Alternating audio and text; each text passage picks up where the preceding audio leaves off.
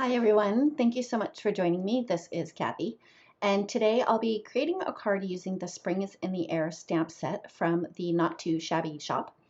I've used the little bunny from the same stamp set on a previous video, which I will link to at the end of this video in case you missed it. But to move along with this card, I started out by stamping that super cute little chick onto a piece of Cougar Super Smooth cardstock with My Favorite Things Extreme Black Hybrid ink.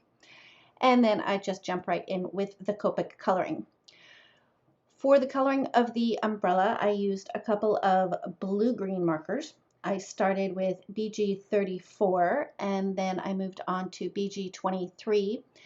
And I made sure to flick both from the top down and then from the bottom up. And I left a nice white space in the center just so that I would have a really nice highlight. When I came in with the BG11 to blend those colors together, I didn't think that I had quite enough contrast. I didn't have a scary dark color, as Courtney Krieber likes to say. So I grabbed my BG49 and added just a little bit of that up at the very top of the umbrella and the very bottom. And then I went through the BG markers again to blend those out. So I created this card because Jamie over at Not Too Shabby has a challenge on her Facebook group every month. And the challenge for April is to create an encouraging or an uplifting card. And I thought that this little guy was just perfect for that because I could color him in nice bright colors and also create a nice rainbow background, which of course we'll get to in just a moment. So after I was done with the teal portions of the umbrella, I moved on to the center portion and decided to do a nice limey green color. So I started with YG17 and again flicked from the top down and then from the bottom up, leaving that highlight in the center, and blended that out with the YG01. YG01 definitely blends or lightens up the other colors that you use around it. So I did end up going over that again a second time just to reinforce the darker areas up at the top and the bottom, and then to smooth out the blend a little bit between the YG17 and the YG03. For the little chick, I pulled out my BV000. I know, it's weird, it's purple and the chick is yellow, but I wanted to desaturate the bright Y19 marker. And by adding the blue violet underneath it, it just kind of mellows it out and takes out the tartness of that yellow. So I added the BV000 in the areas where they would be the darkest, like at the top of his head directly underneath the umbrella. And I did some shading underneath his neck and underneath his wing. I guess it's a wing, he doesn't have an arm. Underneath his wing where he's actually holding the umbrella. Once I had all of my shadows in, I did come in with the Y19 and I colored it directly over the BV000. I did extend the color just a tiny little bit past the BV000, just so that there would be a differentiation between the desaturated Y19 and the not desaturated Y19, if that makes any sense. Once I was done with the Y19, I brought in Y08 and blended that out a little bit. And again, I'm making sure to leave a lot of white space on the side of his face that's furthest away from the umbrella, because there would be less of a shadow there because the umbrella is not necessarily casting a shadow that far down on his face.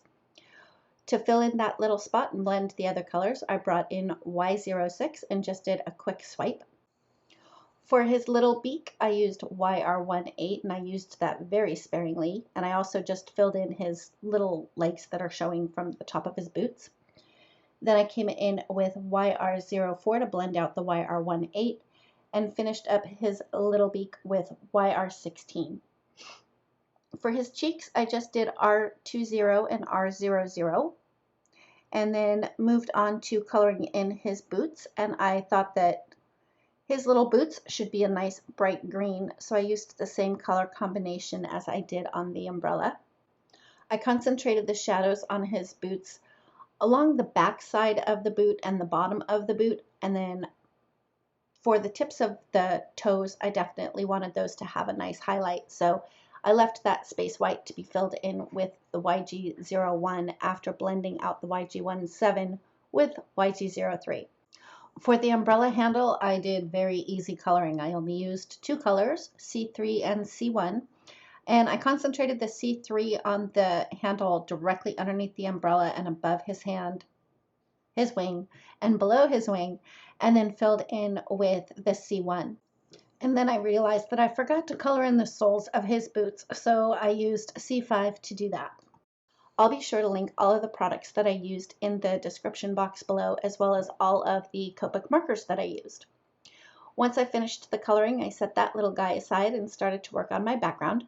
And I got myself some of that pixie spray, and you guys, it is awesome. So if you like to do stenciling and you have a lot of detailed stencils, I highly recommend the pixie spray.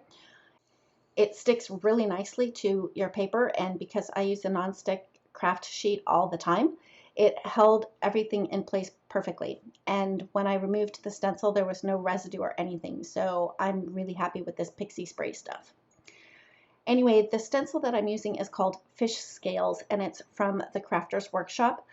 I've had it in my stash for 100 years at least, and I don't know if it's still available, but if I can find it, I'll be sure to link that below. I did use my makeup brushes to do the ink blending, and I used a bunch of different colors from my favorite things.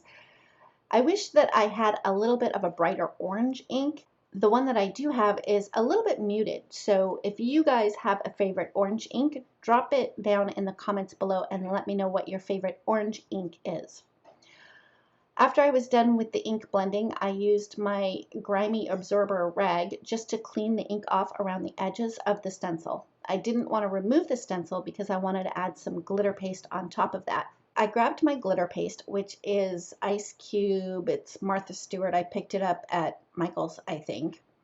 And I spread that over the top of the stencil with my palette knife. And I just kind of globbed it on. I wasn't too worried about it because another fancy tool I found is this stencil pal. I think it's called a stencil pal from Thermoweb. And I used that to scrape off the excess glitter paste, and I was able to put a lot of it right back into the jar. The second time I ran it's not a score pal, it's a stencil pal. The second time I ran it down, I noticed that the glitter paste was kind of starting to pick up some of the ink, so I just cleaned that off with a paper towel instead of putting that back in the jar. Anyway, so I set that off to the side to dry. Once it was completely dry, I trimmed it down to 4 by 5 1/4.